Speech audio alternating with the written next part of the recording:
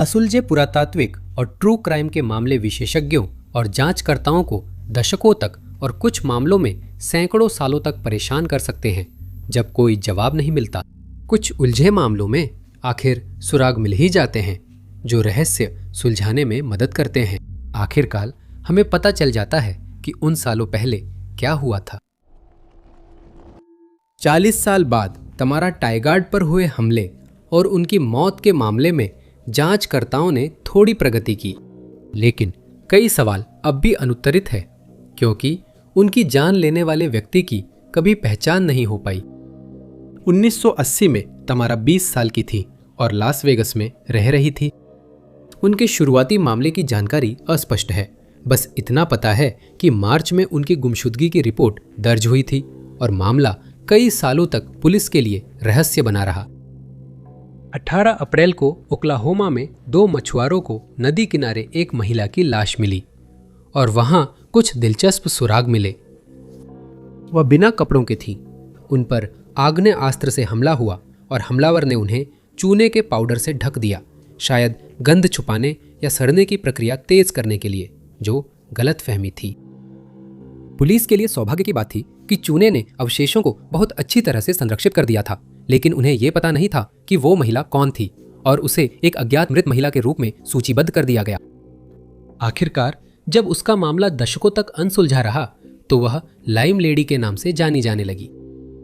मौके के सुरागों से पता चला कि हमलावर सामने से उसके पास आया था और उसकी जेब के सिक्के से फाइबर सबूत मिले। आग्नेयास्त्र चलने पर सिक्के पर गोली लगी और उसके कपड़ों के रेशे वही रह गए। यह मामला 2020 तक ठंडे बस्ते में रहा, जब तक लाइम लेडी की पहचान के लिए फिर प्रयास किया गया। डीएनए एकत्र कर डीएनए 2 प्रोजेक्ट को भेजा गया, जिसने महिला के कजिन्स की पहचान की। तब पता चला कि तमारा ही लाइम लेडी थी और अमेरिकी सेना से मिले डेंटल रिकॉर्ड से पुष्टि हुई कि वह सेना में रह चुकी थी। जांचकर्ताओं ने लाइम लेडी के केस को तमारा से जोड़ा और बताया गया कि वह मार्च 1980 से लापता है। उस दिन वह लास वेगस में अपने घर से टहलने निकली और फिर उसे कभी नहीं देखा गया और न ही उसकी कोई खबर मिली। उसके दोस्त और परिवार यह नहीं समझ पाए कि वह ओक्लाहोमा क्यों गई थी, लेकिन यह सामने आया कि वह जोल्स के एक बार में गई हो सकती है जो बाइकरों के बीच मशहूर था। इसके अलावा लापता व्यक्ति के मामले पर आगे कोई कार्रवाई नहीं हुई क्योंकि ओहायो की एक महिला ने तमारा की पहचान चुरा ली और माना गया कि वह मिल गई है। इस घटना की जांच हुई पर इसका तमारा के मामले से संबंध नहीं मिला और महिला गिरफ्तार नहीं हुई। उसके चचेरे भाई बहन ने पुलिस को बताया कि उन्हें दशकों पहले तमारा के लापता होने की जानकारी थी, लेकिन उन्हें यह बताया गया था कि वह गवाह सुरक्षा कार्यक्रम में शामिल हो गई थी, लेकिन यह बिल्कुल सच नहीं था।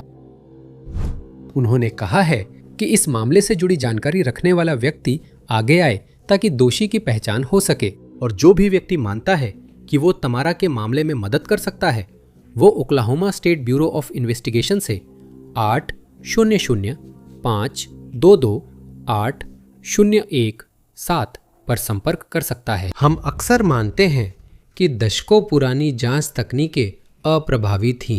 सच यह है कि जांचकर्ता कई बार जटिल अपराध सुलझाने के लिए छोटे सुराग इस्तेमाल करते थे, जैसा अप्रैल 1929 में इंग्लैंड के कैंट के मार्गेट की एक घटना में हुआ। उस साल अक्टूबर की एक बहुत ठंडी सर्दियों के दिन सिडनी फॉक्स नाम के एक आदमी ने अपनी मां रोजाली के साथ मार्गेट के मेट्रोपोल होटल में चेक इन किया।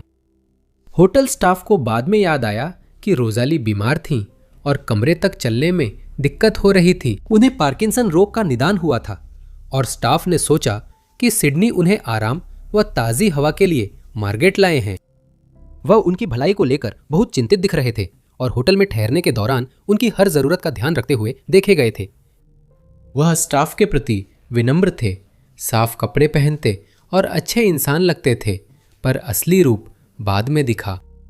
उन्होंने बताया कि वह और रोजाली यूरोप में यात्रा कर रहे थे, फिर फोक्सटोन और कैंटरबरी गए और अंत में मार्गेट पहुंचे। उन्होंने उसकी आरामदायक और आलीशान सुविधाओं के कारण मेट्रोपोल होटल में ठहरने का फैसला किया, जिससे साफ था कि वे एक अमीर परिवार से थे। सामान के बारे में पूछे जाने पर सिडनी ने बताया कि उनका सामान अभी तक नहीं पहुंचा था और वह चिंतित थे कि कहीं वह खो न गया हो। होटल स्टाफ को पता नहीं था कि सिडनी हाल ही में जेल से रिहा हुआ अपराधी है, इसलिए उन दोनों को साथ साथ वाले कमरों में ठहराया गया जिन्हें गैस फायरप्लेस से गर्म किया गया था। 22 अक्टूबर को सिडनी लंदन गए और रोजालिन के बीमाकर्ताओं से मिले। उन्होंने उसकी जीवन बीमा पॉलिसियों को बढ़ा दिया, यह कहते हुए कि उनकी मां बीमा न होने की स्थिति में अपने गृह नगर नॉरफॉक वापस यात्रा नहीं करना चाहती थी। उन्होंने पॉलिसियों को 23 अक्टूबर आधी रात तक बढ़ाया। समाप्ति से 20 मिनट पहले होटल लौटकर उन्हें चिल्लाते सुना गया कि उनकी मां का कमरा आग की लपटों में है। कर्मचारियों ने कुछ प्रयासों के बाद कमरे में प्रवेश कर लिया और रोसालिन को बाहर निकाला गया, लेकिन तब तक उनकी मृत्यु हो चुकी थी। यह निष्कर्ष निकाला गया कि उनकी मृत्यु आग से उठे धुएं के कारण दम घुटने से हुई थी, जो सिडनी द्वारा गैस हीटर के पास सूखने के लिए रखे गए कपड़ों की वजह से लगी थी।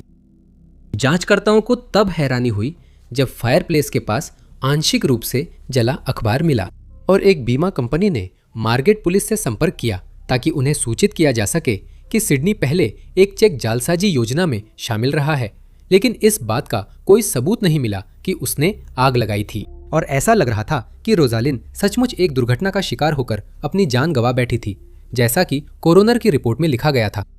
जांचकर्ताओं के मन से यह एहसास नहीं जा रहा था कि कुछ अनहोनी हुई है, इसलिए उन्होंने पैथोलॉजिस्ट सर एडवर्ड स्पिल्सबरी से रोजालिन के शरीर की दोबारा जांच करवाई।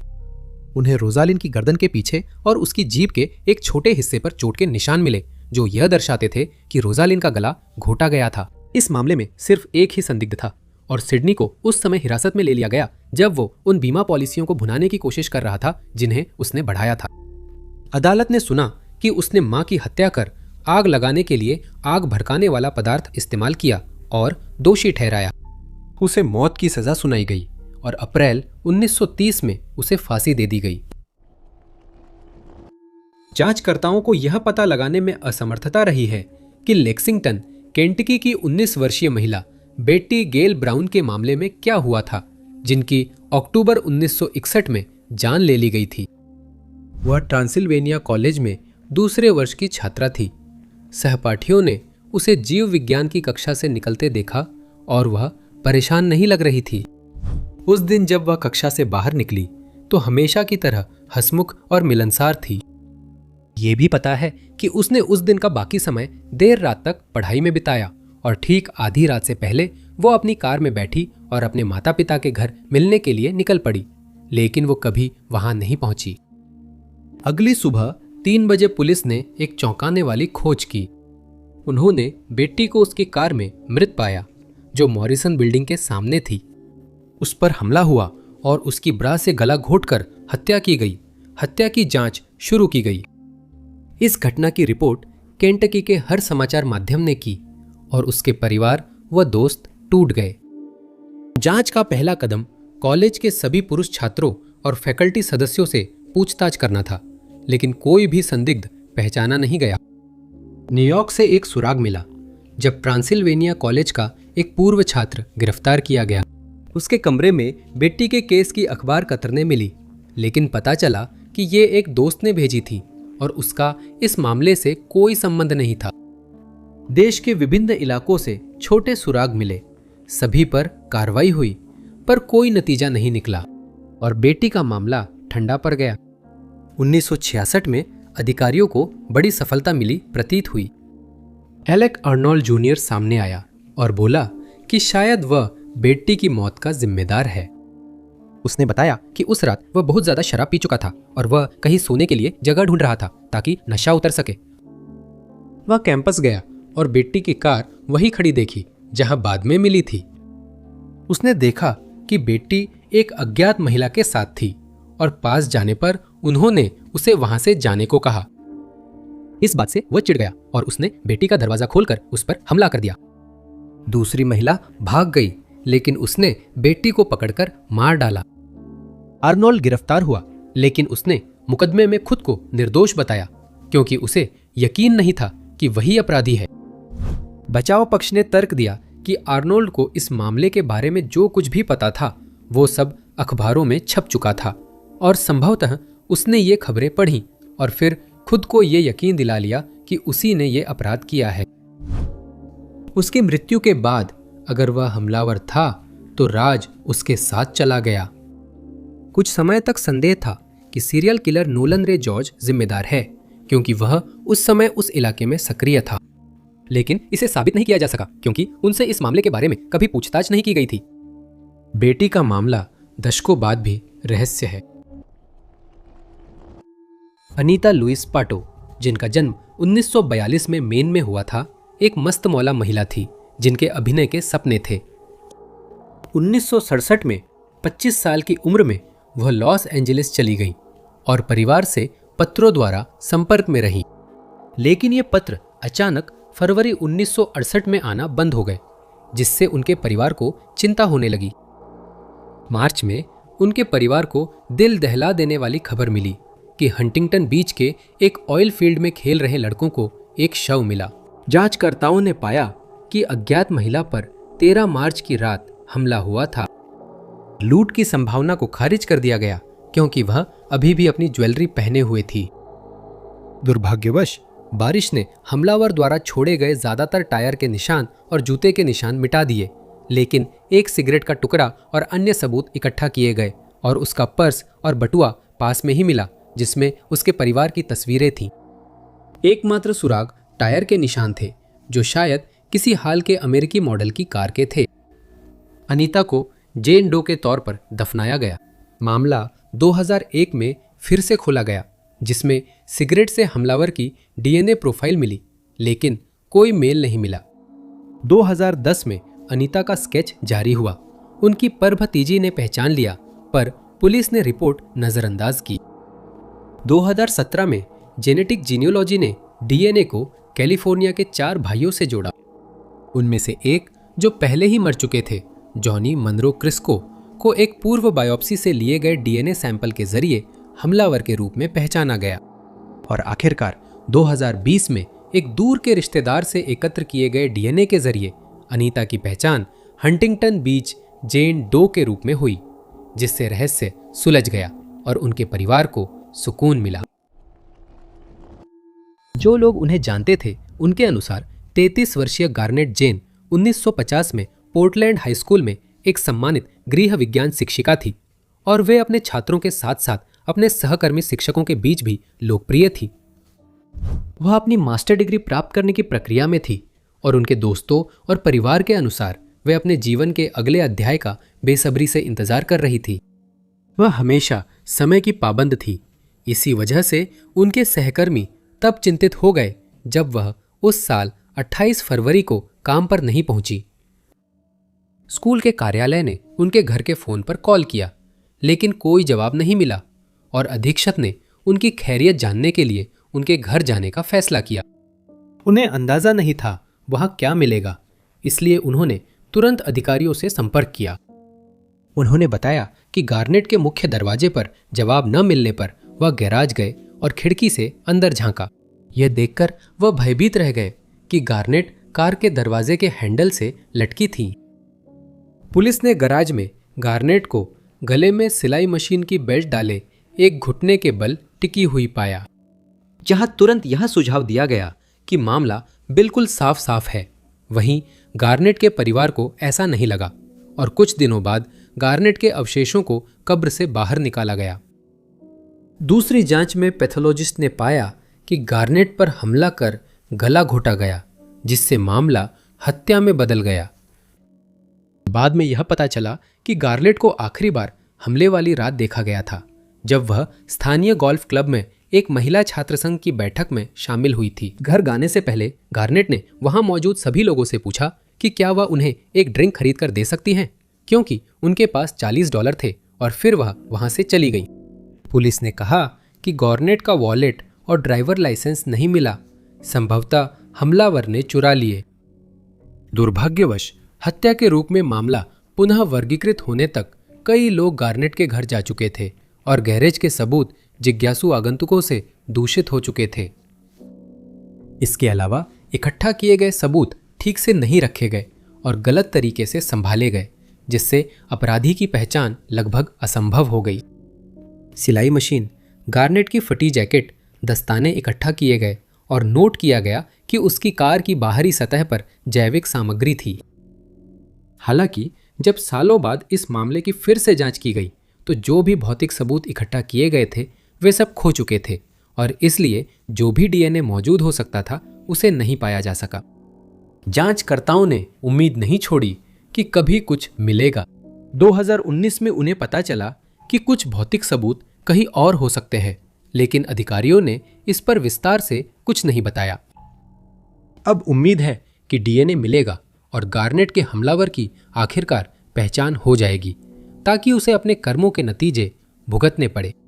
जांच के दायरे में एक व्यक्ति की पहचान हुई है, पर उसका नाम सार्वजनिक नहीं हुआ है। अभी गार्नेट का मामला अनसुलझा है, लेकिन उम्मीद है कि यह जल्दी बदल जाएगा। फरवरी 1987 में 30 वर्षीय रॉक्सैन वुड की हत्या से जुड़ा मामला दशकों तक अनसुलझा रहा और नाइल्स, मिशिगन में रहने वाली महिलाएं जहां ये अपराध हुआ था, डर में जी रही थी कि कहीं वे अगली शिकार न बन जाएं, क्योंकि अपराधी की पहचान नहीं हो पाई थी। 20 फरवरी को मामला तब शुरू हुआ जब रॉक्सैन और उनके पति टेरी ने रात बाहर जाने का फैसला किया। सभी ने काम खत्म किया, घर पर मिले, तैयार हुए और अलग अलग कारों से रेस्टोरेंट गए। उन्होंने डिनर किया और फिर पास की एक बॉलिंग एली की ओर गए, जहां टेरी ने प्रैक्टिस की, क्योंकि वह एक बॉलिंग लीग में हिस्सा ले रहा था।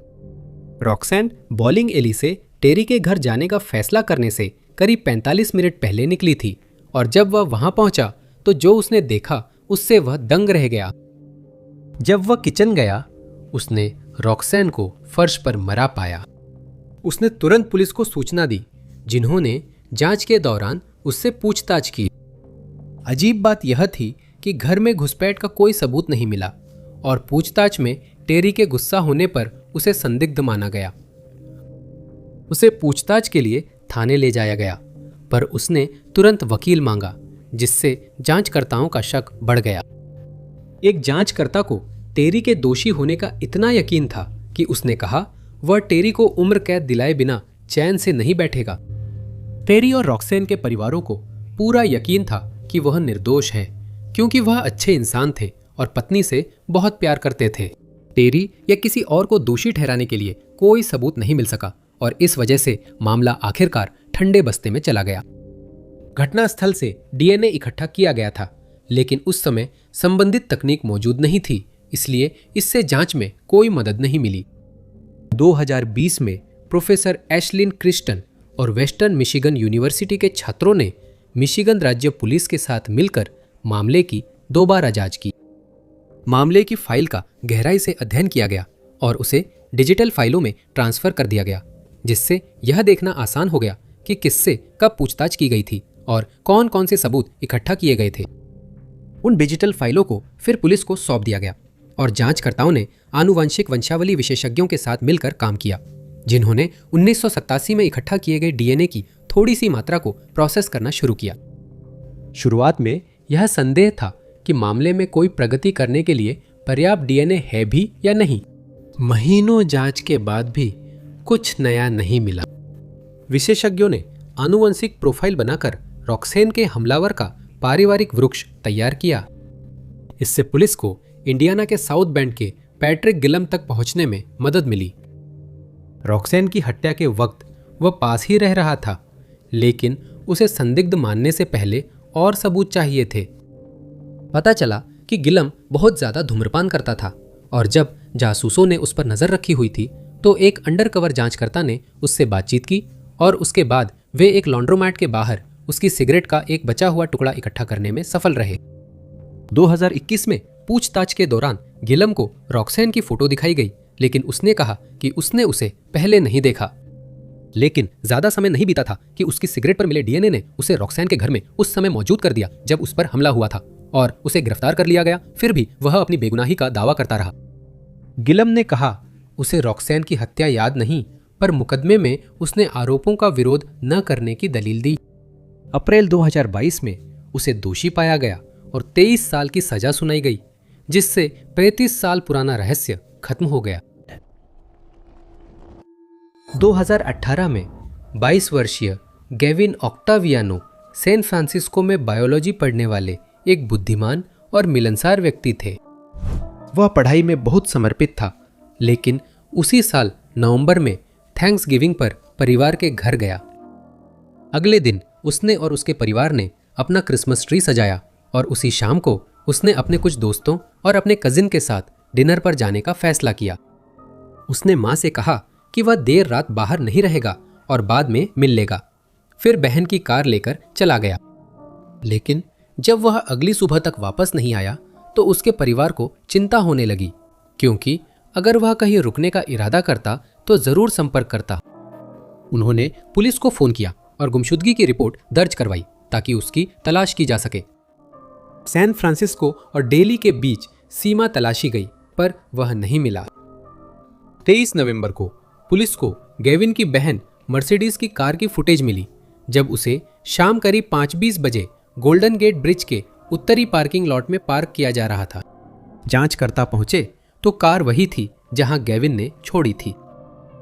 28 नवंबर को एक गवाह ने गेविन के परिवार से संपर्क कर बताया कि उसने गुमशुदगी का पर्चा देखकर गेविन को पहचान लिया, जिसे 23 तारीख की रात गोल्डन गेट टनल के पास देखा था। उसे वह मंजर अच्छी तरह याद था, क्योंकि उसने लगभग अपनी कार से गेविन को टक्कर मार दी थी जब गेविन अचानक सड़क पर आ गया था और ऐसा लग रहा था जैसे वह नशे में था। परिवार मानता है कि उसने कार पार्क की और टहलने चला गया, क्योंकि जब भी वह शराब पीता था और उसे ताज़ी हवा चाहिए होती थी तो ऐसा करना उसकी आदत थी। आने वाले महीनों में गेविन का परिवार पुलिस की प्रतिक्रिया से नाखुश था, क्योंकि उन्हें मामले की जानकारी नहीं मिल रही थी। मीडिया भी मददगार नहीं था, क्योंकि गेविन की गुमशुदगी की खबर दिखाने के लिए न्यूज़ चैनल को मनाना पड़ा, जिससे समय बर्बाद हुआ।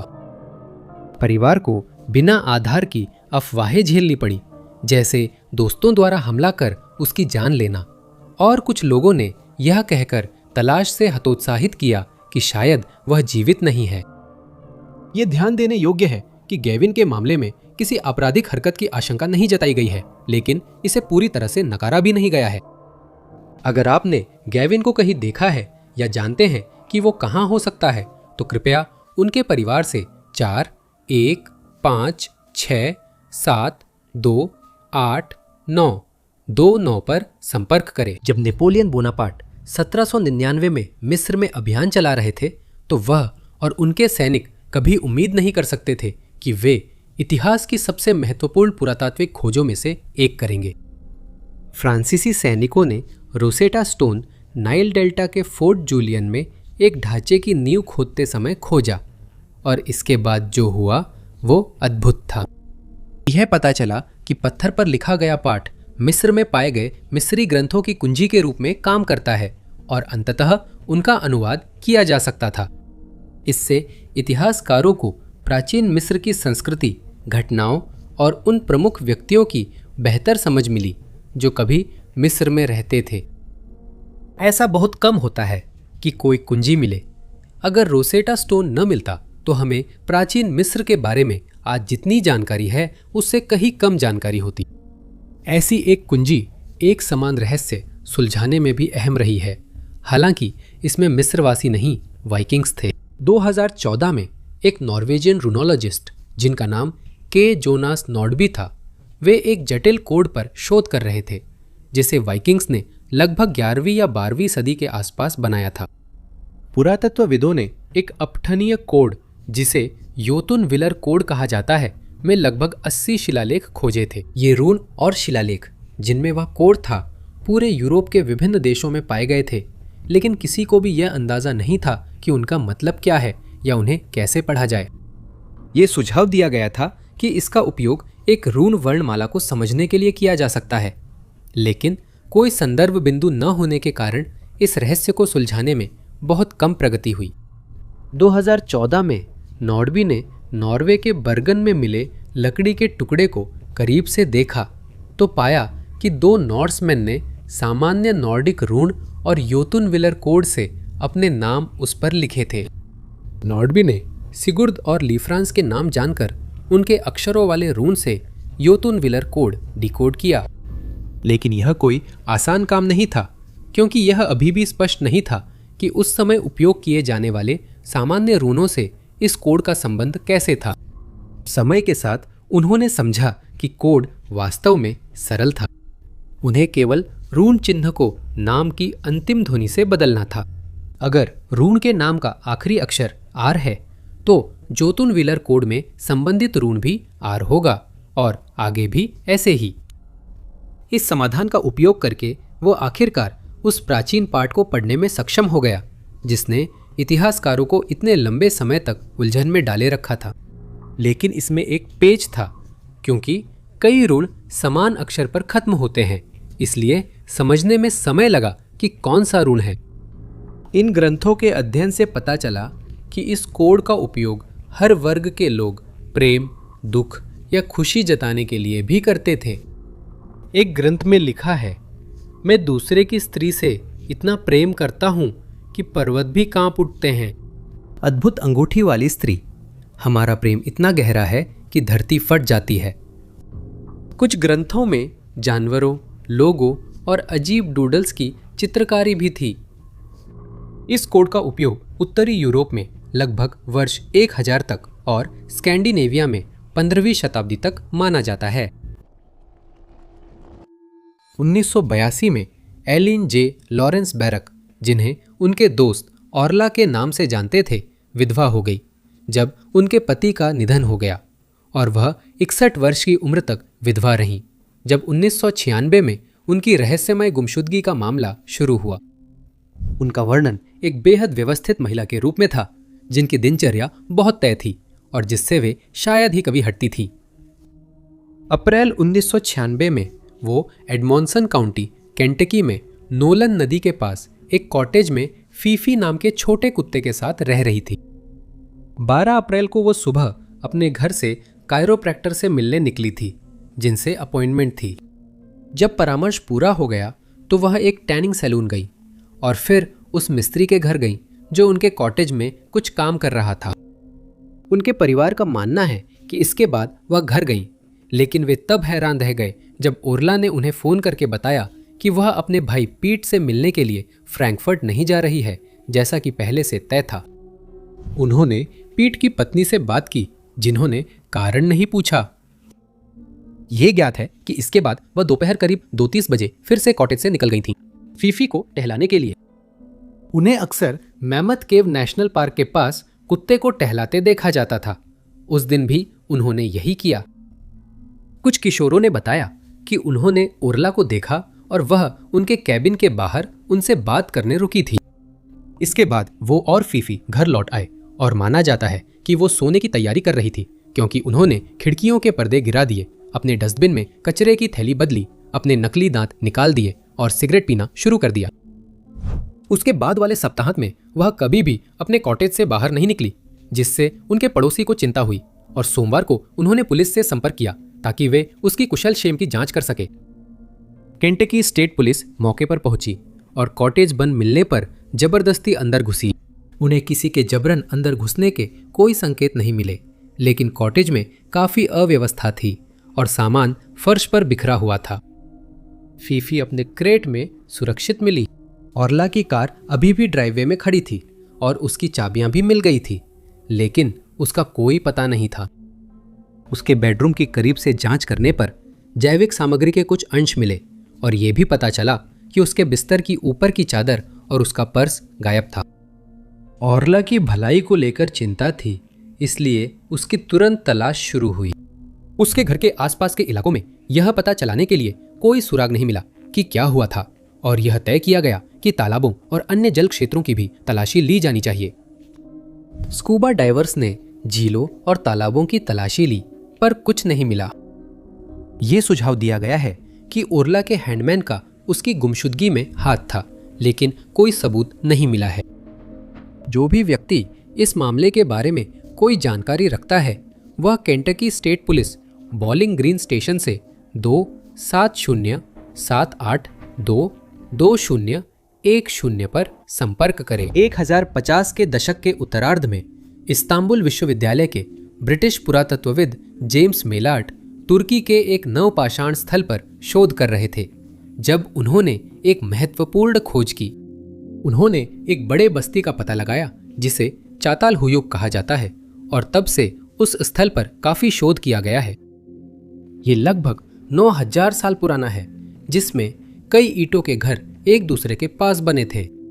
लेकिन इस स्थल में कई अलग अलग कलाकृतियां भी मिली, जैसे मूर्तियां और दीवारों पर बनी कलाकृतियां, जिन्होंने वर्षों तक शोधकर्ताओं को आकर्षित किया। 1960 के दशक में बस्ती में इमारत की खुदाई के दौरान एक 10 फुट चौड़ी भित्ति चित्र ने उनका ध्यान खींचा। यह भित्ति चित्र अन्य मिले चित्रों की तुलना में संरचना में अलग प्रतीत होता था और तुरंत यह पता लगाने के प्रयास किए गए कि इसमें क्या दर्शाया गया है, लेकिन इसका कोई आसान जवाब नहीं था और इस कलाकृति को लेकर बहस कई दशकों तक चलती रही। कुछ शोधकर्ताओं का मानना था कि यह अब तक मिली सबसे पुरानी नक्शा है, क्योंकि इसमें बस्ती की रूपरेखा और पास की 2 चोटियों को दर्शाया गया था, लेकिन इसे निश्चित रूप से साबित नहीं किया जा सका। यह ज्ञात था कि यह बस्ती लगभग 1500 ईसा पूर्व में बनाई गई थी और लगभग 500 साल बाद यह प्रमुखता में आई थी। लोगों ने माउंट हेस्टन की 2 चोटियों के नीचे, जो एक ज्वालामुखी है और लगभग 1.9 मील ऊंचा है, कम से कम 2000 साल उस बस्ती में बिताए। कई सालों तक यह माना गया कि भित्ति चित्र क्षेत्र का नक्शा दिखाता है। हालांकि कुछ संशयवादी मानते थे कि यह सिर्फ नीचे की ओर एक सजावटी डिजाइन और 2 पहाड़ी चोटियों के बजाय तेंदुए की खाल दर्शाता है। 2013 में एक अधिक संभावित सिद्धांत प्रस्तुत किया गया। एक्सेल श्मिट, जो कैलिफोर्निया विश्वविद्यालय के एक ज्वालामुखी विज्ञानी हैं, ने अपना खुद का शोध करने का फैसला किया, क्योंकि उन्हें संदेह था कि माउंट हसन उस समय फटा था जब वहां के निवासी अभी भी उस क्षेत्र में रह रहे थे। उन्होंने पहाड़ से चट्टानों के टुकड़े इकट्ठा किए और उन टुकड़ों के अंदर पाए गए जमावों का अध्ययन किया। तब पता चला कि यह पहाड़ करीब 9000 साल पहले फटा था, उसी समय जब वह भित्ति चित्र बना था। इसके अलावा उस स्थल पर कई ऑब्सीडियन के दर्पण मिले। ऑब्सीडियन सिर्फ ज्वालामुखी से बनता है, इसलिए ये दर्पण श्मिट के सिद्धांत का समर्थन करते हैं। अब माना जाता है कि वह भित्ति चित्र उसी डरावने क्षण को दिखाता है जब पहाड़ फटा था। संभवतः वहां कई छोटे विस्फोट हुए जिससे बस्ती को अधिक नुकसान नहीं हुआ, पर वहां के लोग अपनी सुरक्षा को लेकर बहुत चिंतित रहे। ये घटना असाधारण रही होगी, इसलिए किसी ने इसे भित्ति चित्र से यादगार बनाने की जरूरत महसूस की होगी। कोई शक नहीं, चातालहुयुक के निवासी इस विस्फोट के बारे में दशकों तक बात करते रहे होंगे और शायद इस डरावनी घटना पर गीत भी लिखे होंगे। अगर यह सिद्धांत सही है तो यह भित्ति चित्र ज्वालामुखी विस्फोट का सबसे पुराना चित्रण और सबसे पुराना ज्ञात नक्शा है, क्योंकि इसमें बस्ती 2 चोटियों के नीचे दिखाई गई है। अबू बकारी अभियान की कहानी, जो 1300 के दशक में हुई थी, बहुत ही अजीब है, जिसमें दुनिया के किनारे और एक ऐसे साम्राज्य के बारे में कयास लगाए गए हैं जो उस समय शायद धरती का सबसे अमीर साम्राज्य था। यह अबू बकारी द्वितीय से जुड़ा है, जो माली साम्राज्य के शासक थे और 1310 में शासन शुरू किया। अबू बकारी द्वितीय अपने खिताब के अनुसार पश्चिमी अफ्रीका के अधिकांश हिस्से और 10 लाख से अधिक लोगों पर शासन करते थे। उनका साम्राज्य बहुत शक्तिशाली था। साम्राज्य की ज्यादातर संपत्ति सोने की खानों से आती थी। अबू बकारी द्वितीय के पास 3 थी और लाभकारी समतल क्षेत्र भी थे। नया शासक सिर्फ सिंहासन पर बैठकर लोगों को समृद्ध बनाकर संतुष्ट नहीं था, वह अफ्रीका के बाहर की दुनिया जानना चाहता था। इसके लिए उसने आदेश दिया कि 200 नावों को अटलांटिक महासागर पार भेजा जाए, ताकि पता चले इसका कोई अंत है या नहीं, और अगर है तो उसके पार क्या है। उसे पता था यात्रा खतरनाक हो सकती है, इसलिए उसने अलग अलग नावें और हर एक के साथ रसद नौका बनवाने का आदेश दिया। हर एक रसद नौका में अनाज, सूखा मांस और संरक्षित फल थे, जो 2 साल तक चल सकते थे। रास्ते में व्यापार के लिए उन्हें सोना, कपास व अन्य सामान दिए गए थे, ताकि रास्ते में अगर उनकी मुलाकात किसी से हो तो वे उससे व्यापार कर सके। अबू बकारी ने नावों का इंतजार किया, लेकिन सिर्फ एक नाव लौटी तो वे निराश हो गए। नाव के कप्तान ने बताया कि वे लंबे समय से समुद्र में यात्रा कर रहे थे जब नाविकों को समुद्र में एक नदी जैसी चीज मिली। उन्होंने यह भी जोड़ा कि उसमें बहुत तेज बहाव था जिसने नावों को अपनी पकड़ में ले लिया और उन्हें दूर बहा ले गया। एक के बाद एक सारी नावें उस पानी के हिस्से में चली गईं और उनमें से एक को छोड़कर बाकी सभी तेज बहाव में बह गईं। कैप्टन ने नाव वापस मोड़ने का आदेश दिया और वो बस देखते रह गए कि बाकी लोग बहाव में बह गए जिन्हें फिर कभी नहीं देखा गया। जब तक वे माली वापस पहुंचे तब तक वे अकेले थे और बाकी नाविकों का क्या हुआ यह किसी को नहीं पता था। अबू बकारी इस कहानी से बहुत प्रभावित हुए और 1311 में इस नदी को अपनी आंखों से देखने का फैसला किया। उन्होंने अपना राज्य अपने सौतेले भाई मूसा के हवाले कर दिया और दूसरी यात्रा के लिए तैयार हुए। इस बार सिर्फ 200 नहीं बल्कि 2000 जहाजों के साथ।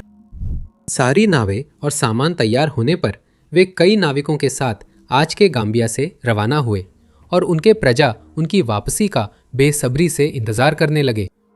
लेकिन उनका इंतजार व्यर्थ गया। अबू बकारी और उनका बेड़ा कभी लौटे नहीं।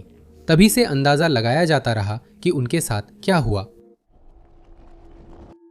जब भी पुरातत्वविदों को किसी ऐसे व्यक्ति के अवशेष मिलते हैं जो बहुत समय पहले जीवित था तो वे सवाल पूछना शुरू कर देते हैं, जैसे कि वे कहाँ रहते थे, वे किस समुदाय से थे और उनकी मृत्यु कैसे हुई। कुछ मामलों में जैसे मिस्र की मम्मियों में इन सवालों के जवाब नहीं मिलते और हम केवल अंदाजा ही लगा सकते हैं कि वे कौन थे और उनकी मृत्यु का कारण क्या था। शुरुआत में ऐसा लग रहा था कि इस मामले में भी ऐसा ही होगा। एक व्यक्ति के अवशेष जिसे केवल JR 102C के नाम से जाना जाता है, जेम्स फोर्ट जेम्सटाउन वर्जीनिया में पाए गए थे। विशेषज्ञों ने उसे औपनिवेशिक काल की सबसे पुरानी हत्या का शिकार बताया था। JR 102C को 5 दिसंबर 1996 को पुरातत्वविदों के एक समूह ने खोजा था जो जेम्स फोर्ट के अंदर शोध कर रहे थे। अवशेष दक्षिण पूर्वी बुर्ज से करीब 100 गज दूर मिले और जांच में चौंकाने वाली खोज हुई। उसके दाहिने पैर में घुटने से लगभग 1 इंच नीचे लगभग 20 टुकड़े छर्रे के पाए गए। जांच में पता चला कि वो कोकेशियन आदमी करीब 19 साल का था। उसकी लंबाई करीब 5 फुट 5 इंच थी और वह संभ्रांत व्यक्ति था जिसे भारी काम की आदत नहीं थी क्योंकि उसकी मांसपेशियां सामान्य थीं। यह भी माना गया कि वह ईसाई था क्योंकि उसकी ताबूत पूर्व पश्चिम दिशा में दफनाई गई थी और शायद वह इंग्लैंड से आया था।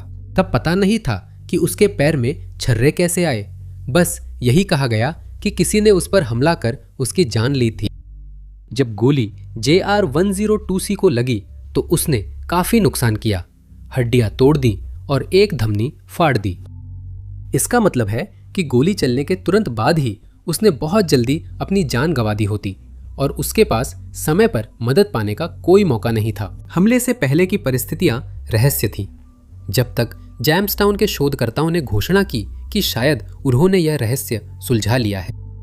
उन्होंने पता लगाया कि 1624 में उस इलाके में एक द्वंद्व हुआ जिसमें जॉर्ज हैरिसन को पैर में गोली लगने से हार मिली।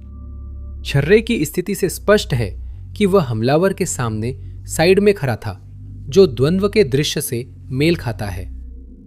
संभवतः जिसने गोली चलाई उसका नाम रिचर्ड स्टीवंस था, जो उस समय जेम्सटाउन में रहने वाला एक व्यापारी था। लेकिन हैरिसन केवल 2 संभावित पीड़ितों में से एक है जिनकी पहचान की गई है। कुछ शोधकर्ताओं का मानना है कि ये अवशेष स्टीफन कॉलथ्रॉप के हो सकते हैं क्योंकि वे उस समय जेम्सटाउन में रहने वाले एक भद्र व्यक्ति थे। वह 1607 में जब बच्चा ही था तब इस इलाके में आया था, लेकिन उसने इस इलाके को बहुत अच्छी तरह से जान लिया था। कहा जाता है कि उसे कप्तान जॉन स्मिथ द्वारा उस समय की परंपरा के अनुसार राजा को उपहार के रूप में प्रस्तुत किया गया था और बाद में वह एक दुभाषिया बन गया। कुछ स्रोतों के अनुसार उसे एक संतरी द्वारा चलाई गई गोली लगी थी, संभवतः गलती से, और इसके परिणाम स्वरूप उसने अपनी जान गंवा दी। ज्यादातर शोधकर्ताओं का मानना है कि अवशेष जॉर्ज हैरिसन के थे और वो द्वंद्व युद्ध में मारे गए। 25 वर्षीय रॉयल एयरफोर्स के कप्तान मैनसेल आर जेम्स, जो ओंटारियो कनाडा से थे, एक विशेषज्ञ विमान चालक के रूप में जाने जाते थे। वह प्रथम विश्व युद्ध में रॉयल एयरफोर्स के सदस्य थे, जिन्होंने 11 दुश्मन विमान गिराए और साथियों में सम्मानित थे।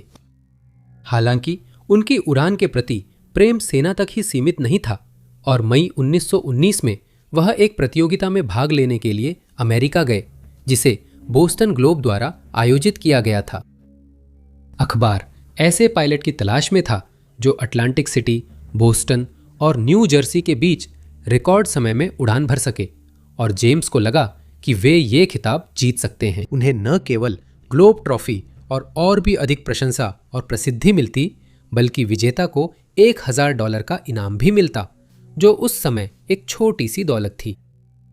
उस साल 18 मई को उन्होंने अपने सॉपविथ कैमल सिंगल सीट बाइप्लेन में उड़ान भरी। वह इस विमान में सहज थे, क्योंकि युद्ध में यही उड़ाया था, और उन्होंने अटलांटिक सिटी से बोस्टन की यात्रा आसानी से की। उन्होंने औसतन 115 मील प्रति घंटे की नई रिकॉर्ड गति हासिल की, जो पहले की 90 मील प्रति घंटे की गति से तेज थी। समाचार एजेंसियों ने उन्हें इनाम जीतने का प्रबल दावेदार बताया था, और उनकी पहली उड़ान के नतीजे पर किसी ने विरोध नहीं किया। इसके बाद वे मैसाचुसेट्स के सॉगस गए, जहां उन्हें अपने विमान के एयर बैलास्ट टैंक को फिर से भरवाना था, लेकिन उड़ान भरने से पहले उन्हें विमान के कंपास में एक समस्या का पता चला। हालांकि उन्होंने इस समस्या को अपनी यात्रा में देरी का कारण नहीं बनने दिया, और उन्होंने रेलवे ट्रैक की मदद से न्यू जर्सी की ओर नेविगेट करने का फैसला किया। शाम 6 बजे उन्होंने फिर उड़ान भरी, लेकिन एक घातक गलती हो गई। बोस्टन के ऊपर उड़ते समय रेलवे ट्रैक देखकर वह भ्रमित हो गए और न्यूयॉर्क, न्यू हेवन और हार्टफोर्ड रेलवे की बजाय बोस्टन और एल्बानी रेलवे का अनुसरण करने लगे। न्यू जर्सी की जगह उन्होंने मैसाचुसेट्स की ओर उड़ान भरी और 90 मिनट बाद ट्यूबिंगन में उतरे। संभवतः उन्हें अपनी गलती का एहसास हो गया था, लेकिन उन्होंने उस रात दोबारा उड़ान न भरने का फैसला किया और उसकी बजाय ट्यूबिंगन में ही रुकने का निर्णय लिया। अगली सुबह वे न्यूयॉर्क के लॉन्ग आइलैंड की ओर रवाना हुए, क्योंकि वे मिशेल फील्ड पर उतरना चाहते थे, जहां वे अपने विमान में ईंधन भरवा सकते थे। इसके बाद वे न्यू जर्सी की यात्रा जारी रखते और उड़ान से पहले बोले कि वे हॉसाटोनिक नदी का अनुसरण करेंगे। वे वहां नहीं पहुंचे और माना गया कि उन्होंने योजना बदलकर टोरंटो कनाडा जाने का फैसला किया।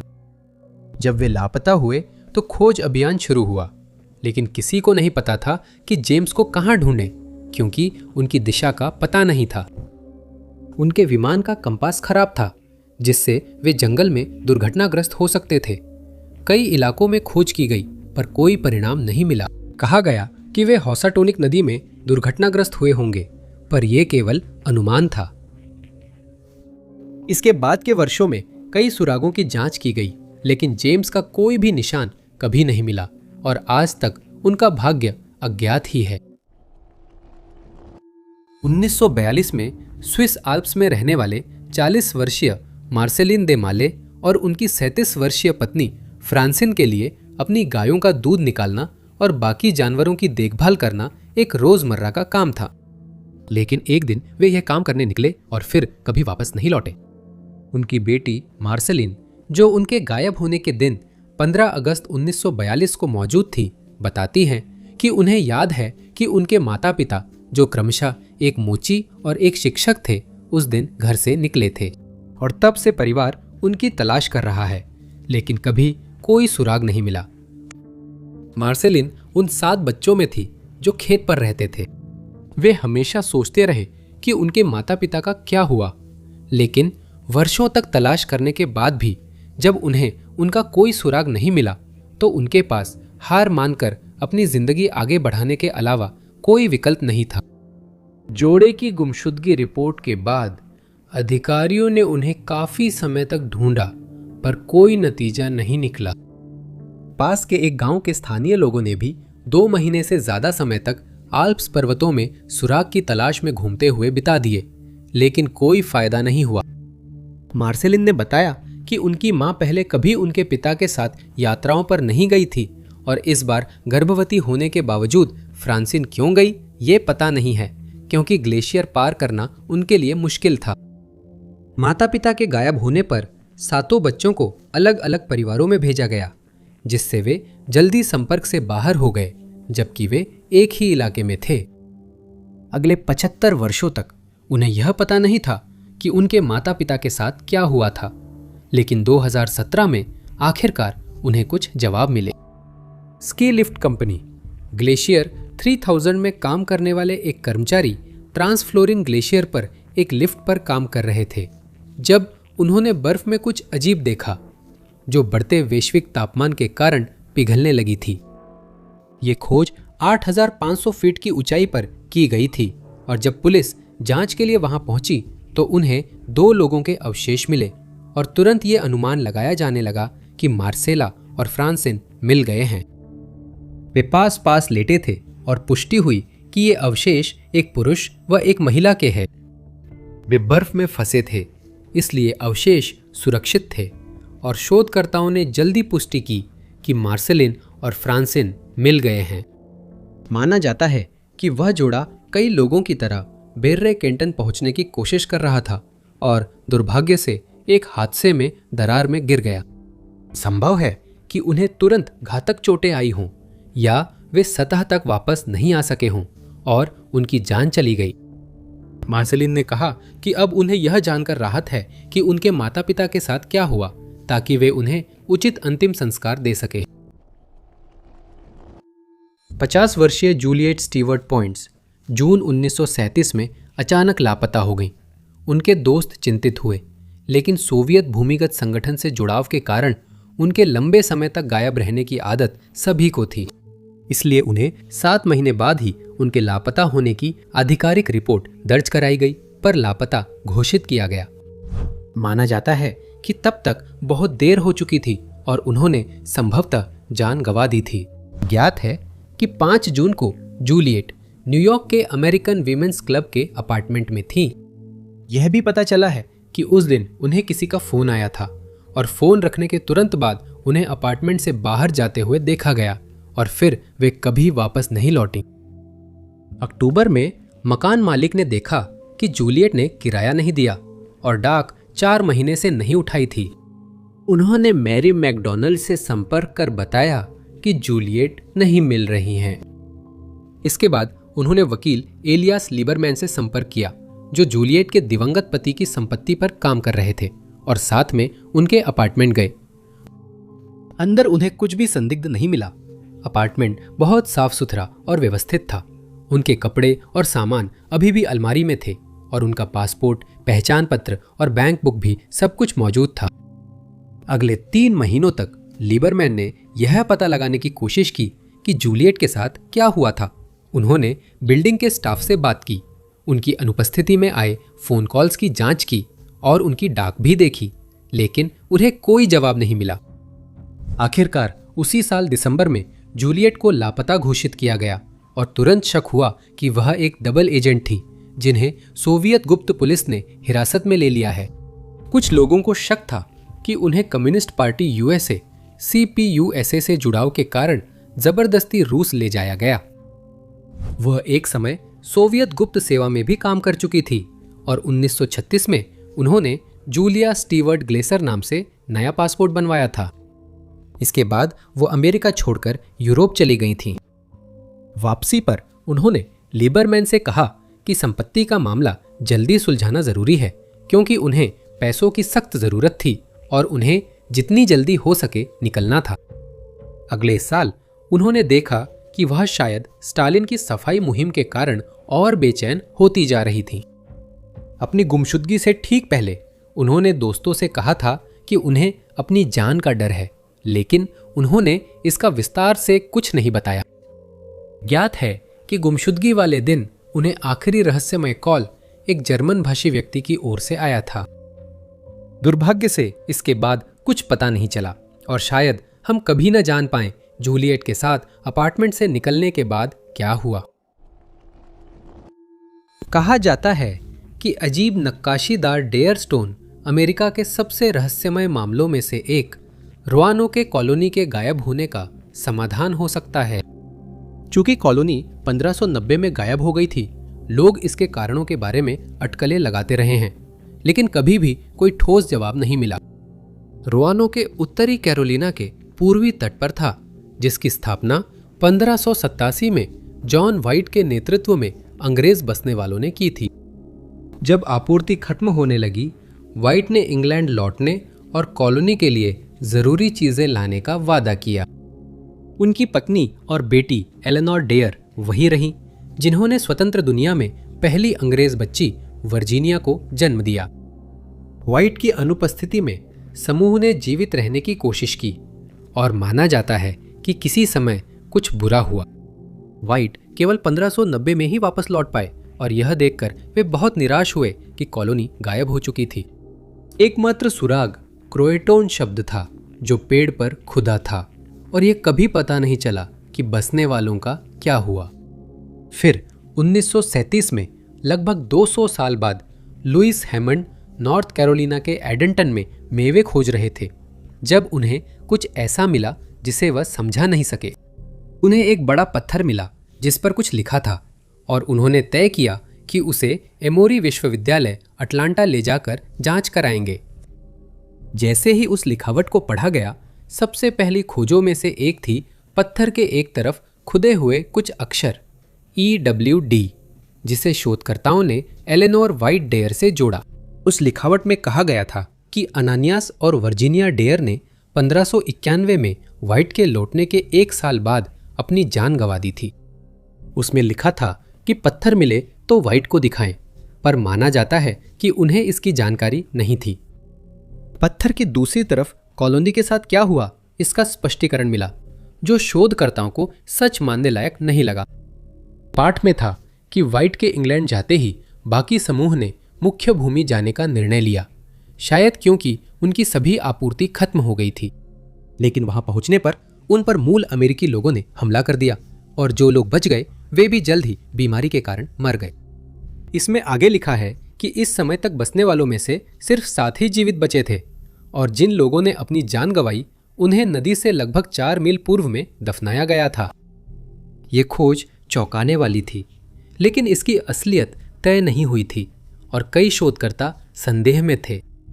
जब इसका विश्लेषण किया गया तो पत्थर क्वार्ट्ज पाया गया, लेकिन चूंकि यह एक बहुत ही प्रचुर मात्रा में पाया जाने वाला पदार्थ है, इसलिए इससे इसकी प्रामाणिकता की पुष्टि नहीं हो सकी।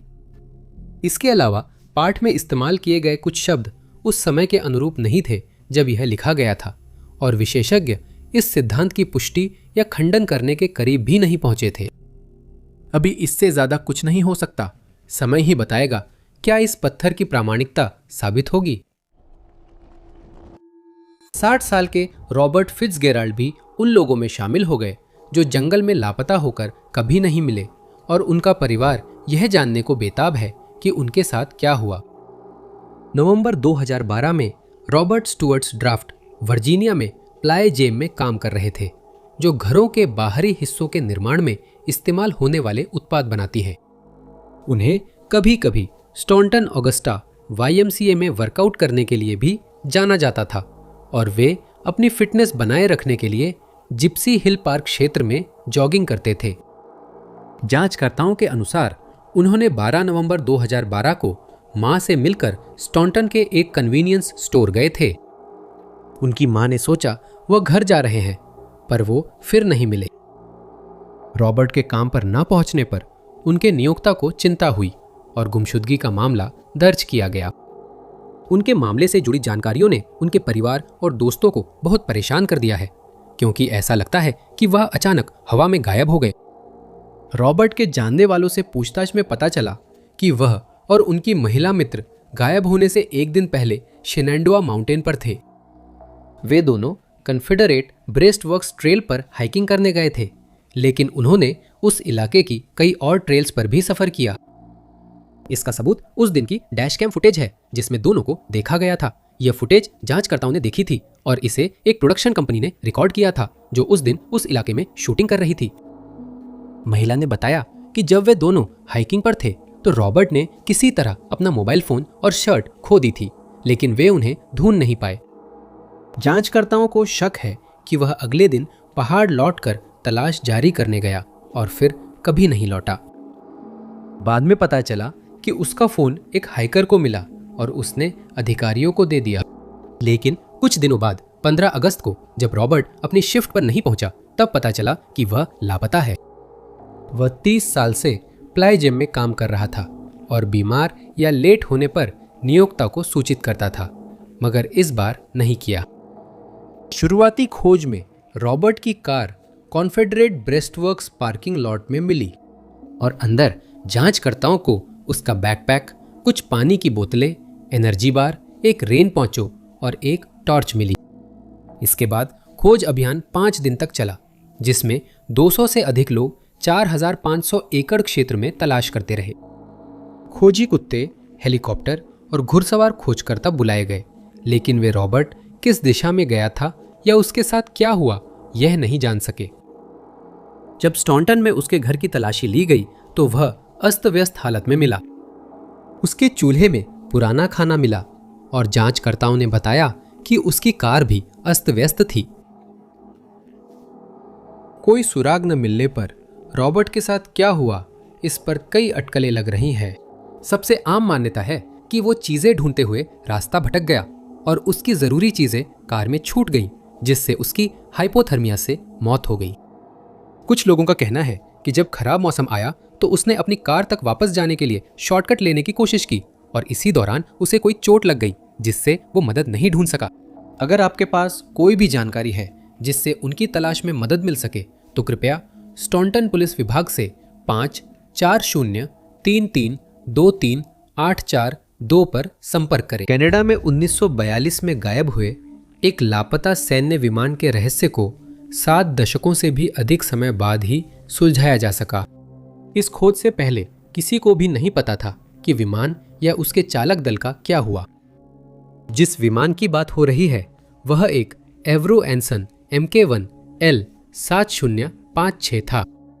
30 अक्टूबर की सुबह उसके पायलट और 3 चालक दल के सदस्य ब्रिटिश कोलंबिया, कनाडा के पैट्रिशिया बे के ऊपर नेविगेशन अभ्यास के लिए विमान में सवार हुए। एवरो एनसन 2 इंजन वाला विमान था जिसे कनाडाई सेना ने 1952 तक बमबारी दलों को असली खतरनाक मिशनों से पहले प्रशिक्षित करने में इस्तेमाल किया। उस दिन चालक दल नेविगेशन अभ्यास कर रहा था, जो पहले भी कई बार हो चुका था और कोई नहीं सोच सकता था कि यह एक रहस्य और फिर त्रासदी बन जाएगा। यह ज्ञात है कि विमान के हवा में रहते मौसम अचानक बदल गया। पायलट को बेस लौटने को कहा गया, लेकिन चालक दल से कोई संपर्क नहीं हुआ, जिससे जमीन पर लोग चिंतित हो गए क्योंकि मौसम खतरनाक हो गया था और विमान से संपर्क करने का कोई और तरीका न होने के कारण यह अज्ञात था कि वह कहां उड़ाया गया था। तुरंत खोज अभियान शुरू हुआ, लेकिन विमान के गायब होने की जगह पता नहीं थी। खोजकर्ता सिर्फ अनुमान लगा रहे थे कि कहां शुरू करें। फिर भी उन्होंने हार मानने से पहले 3 दिन तक खोजी। हवाई जहाज या उसके चालक दल का कोई सुराग नहीं मिला और यह मान लिया गया कि वह दुर्घटनाग्रस्त हो गया, जिससे उसमें सवार सभी लोगों की जान चली गई। यह रहस्य दशकों तक बना रहा, जब तक कि 2013 में एक लकड़ी काटने वाले दल ने एक खोज नहीं कर ली। TL जोन्स सीडर प्रोडक्ट्स द्वारा नियुक्त दल वैंकूवर द्वीप पर एक पहाड़ पर काम कर रहा था जब उन्हें एक विमान का मलबा मिला और वे समझ गए कि वो वहां बहुत लंबे समय से पड़ा हुआ था। उन्होंने नियोक्ताओं को बताया, जिन्होंने राष्ट्रीय रक्षा विभाग से संपर्क किया और जांच के लिए एक टीम पहाड़ की ढलान पर भेजी गई। ये पुष्टि हुई कि यही लापता विमान था और 4 पुरुषों के अवशेष मिले, लेकिन कठिन हालात में उन्हें पहाड़ से हटाया नहीं जा सका। ये वायुसेना के जवान उन्हीं 100 से अधिक लोगों में से 4 थे जो द्वितीय विश्व युद्ध में पैट्रिशिया बे के ऊपर लापता हुए थे। आज उस जगह जहां विमान मिला था, एक पेड़ के पास पुष्पांजलि रखी गई है। इन 4 पुरुषों को अंततः एक अन्य व्यक्ति के साथ विक्टोरिया के रॉयल ओक बरियल पार्क में एक कॉमनवेल्थ युद्ध कब्रस्थल पर एक साथ दफनाया गया। येलोस्टोन नेशनल पार्क ट्रैकिंग घूमने और प्रियजनों संग समय बिताने के लिए लोकप्रिय है, लेकिन ये काफी खतरनाक भी हो सकता है। पिछले दशकों में कई लोग इस पार्क में गायब होकर कभी नहीं मिले, लेकिन पार्क में अन्य खतरे भी मौजूद हैं। येलोस्टोन में कई गर्म झरने हैं, जिनमें से कुछ का तापमान बहुत अधिक होता है। इन झरनों के पास कई हादसे हुए हैं। लोग गंभीर रूप से घायल हुए या पानी में गिरकर जान गंवा चुके हैं। लॉस एंजलिस के 70 वर्षीय इल्हुन रो की गुमशुदगी इन गर्म झरनों में से एक से जुड़ी है, पर डरावना सुराग मिलने के बावजूद वे अब तक नहीं मिले। 31 जुलाई 2022 को इल्हुन रो पार्क में समय बिता रहे थे और ये अब भी अज्ञात है कि वो अकेले थे या नहीं। उस दिन पता चला कि वो लापता है जब उनकी car West Thumb Geyser Basin में लावारिस मिली। तुरंत तलाश शुरू हुई, लेकिन वे नहीं मिले। अगले 18 दिनों तक कोई नहीं जान सका कि उनके साथ क्या हुआ और लगने लगा कि मामला शायद कभी सुलझेगा नहीं। लेकिन फिर 18 अगस्त को एक चौंकाने वाली खोज हुई। पार्क में आए एक आगंतुक ने रेंजर्स को बताया कि उन्होंने एबिस पूल में कुछ तैरता हुआ देखा है, और जब वे जांच करने गए तो रेंजर्स यह देखकर हैरान रह गए कि पूल में एक साइज 8.5 का काला जूता था। लेकिन सबसे चिंताजनक बात यह थी कि उस जूते में एक इंसानी पैर था। पूल की तलाशी ली गई, लेकिन पैर के मालिक का पता नहीं चला। इस घटना की सूचना पुलिस को दी गई, जिन्होंने पैर जांच के लिए प्रयोगशाला भेजा। उससे डीएनए निकाला गया और फिर पुष्टि हुई कि वह पैर इल्हुन रो का था। और एबिस पूल के आसपास के इलाकों में आगे खोजबीन की गई, लेकिन कोई सफलता नहीं मिली। पार्क रेंजर्स ने बताया कि उन्हें लगता है वह अब जीवित नहीं है और शायद 31 जुलाई को उनकी मौत हुई थी। उन्होंने यह भी बताया कि उन्हें रोज की कार मिली थी और कहा कि उन्होंने उस इलाके में 3 गाड़ियां देखी जो शायद छोड़ी गई थीं, लेकिन बाद में 2 गाड़ियों के मालिक मिल गए और सिर्फ रोज की किया नीरो एसयूवी ही बची रही। जब उसकी तलाशी ली गई तो उसका लैपटॉप, तस्वीरें, नक्शा, कविता की एक किताब और उसका बटुआ मिला, जिसमें $447 थे। रेंजर्स ने उसके बटुए से ड्राइविंग लाइसेंस देखकर पता लगाया कि रोज ने कैनन लॉज में एक रात के लिए कमरा बुक किया था। कहा गया कि वह आदमी फिसलकर 5 फीट गहरे गर्म झरने में गिरा और बाहर नहीं निकल पाया, लेकिन यह साबित नहीं हुआ। रोज का मामला अब बंद कर दिया गया है और पार्क अधिकारियों ने कहा है कि उनके पास साझा करने के लिए कोई और जानकारी नहीं है। ऐतिहासिक रिकॉर्ड यह नहीं बताते कि खोजकर्ता कौन था, लेकिन 1819 में किसी ने मिस्र के थीब्स में स्थित एक कब्रिस्तान में एक महिला के ममीकृत अवशेष पाए। यह पता चला कि उनकी मृत्यु उनके खोजे जाने से लगभग 2600 साल पहले हो गई थी और वैज्ञानिक उनकी जिंदगी के बारे में और जानने के लिए उत्साहित थे। मम्मी के इर्द गिर्द सबसे दिलचस्प सवालों में से एक यह था कि उनकी मृत्यु कैसे हुई, और इसका पता लगाने के लिए अवशेषों को ब्रिटिश म्यूजियम भेजा गया, जहां ऑगस्टस बोजे ग्रैनविल नामक एक चिकित्सक ने उनकी जांच शुरू की। बाद में उन्होंने कहा कि वे जांच शुरू करने में हिचक रहे थे क्योंकि उर्टिर सेनु सबसे संपूर्ण मम्मियों में से थी, लेकिन कोई जवाब पाने के लिए उनके पास कोई विकल्प नहीं था सिवाय इसके कि वे अपने स्कैल्पल का इस्तेमाल करके हजारों साल पहले लगाए गए बाहरी परतों और पट्टियों को हटाएं। इस तरह एक मिस्र की मम्मी का पहला मेडिकल ऑटोप्सी शुरू हुआ। परतें हटाने पर ग्रैनविल ने पाया कि उर्टिर सेनु इतनी अच्छी तरह मम्मीकृत की गई थी कि उसमें मुलायम ऊतक अब भी थे। यह निर्धारित किया गया कि उनकी मृत्यु के समय उनकी उम्र लगभग 50 वर्ष थी। ग्रैनविल ने काम शुरू किया, लेकिन बाद में जांच के दौरान उनकी लापरवाही की आलोचना हुई। उनकी विधि को जांच के बजाय कसाईगिरी के रूप में वर्णित किया गया और उन्होंने उस महिला के प्रति कोई सम्मान नहीं दिखाया जिस पर वे काम कर रहे थे। फिर भी ग्रैनविल ने 1825 में अपनी जांच पूरी की, जिसके बाद उन्होंने अपने निष्कर्ष रॉयल सोसाइटी को प्रस्तुत किए। उन्होंने तय किया था कि उनकी मृत्यु डिंब ग्रंथि के कैंसर के कारण हुई। उन्होंने यह निष्कर्ष दाहिनी डिंब ग्रंथि के पास मिले मुलायम ऊतक के आधार पर निकाला, लेकिन बाद के अध्ययनों ने उनकी राय पर सवाल उठाए। बाद में पता चला कि वह ऊतक ट्यूमर था, लेकिन सौम्य था, इसलिए मौत का कारण नहीं हो सकता था। इससे शोधकर्ता फिर से शून्य पर आ गए और उन्होंने ये सुझाव देना शुरू किया कि उनकी मृत्यु का कारण क्या हो सकता था। कुछ लोगों का मानना था कि शायद वो मलेरिया के कारण चल बसी, क्योंकि प्राचीन और आधुनिक समय में कई लोग इस बीमारी से अपनी जान गंवा चुके हैं। ये पूरे अफ्रीका में जीवन के लिए सबसे बड़े खतरों में से एक बना हुआ है और ये निश्चित रूप से एक संभावना थी, लेकिन वह सिद्धांत भी गलत साबित हुआ।